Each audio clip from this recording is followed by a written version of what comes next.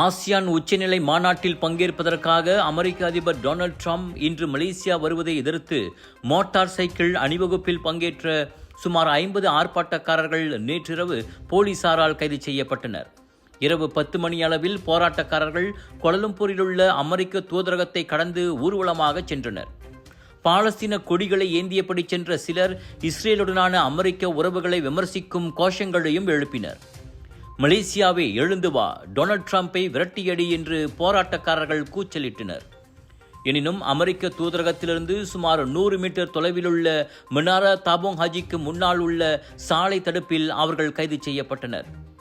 47வது ASEAN உச்சநிலை மாநாடு மற்றும் கிழக்கு ஆசியான் உச்சநிலை மாநாடுகளில் கலந்து கொள்வதற்காக ட்ரம்ப் வருகை தருவதற்கு எதிராக நேற்று முன்தினம் சுமார் 700 பேர் அமெரிக்க தூதரகத்திற்கு வெளியே போராட்டம் நடத்தியதும் குறிப்பிடத்தக்கது.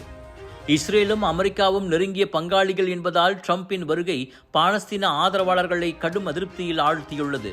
என்றாலும் காசாவில் நடக்கும் இஸ்ரேலின் அட்டூழியங்கள் குறித்த கவலைகளை ட்ரம்பிடம் நேரில் தெரிவிக்கும் ராஜதந்திர வழியாக இந்த வாய்ப்பை மலேசியா பயன்படுத்திக் கொள்ளும் என பிரதமர் டாக்டர் ஸ்ரீ அன்வார் இப்ராஹிம் கூறியிருக்கிறார்.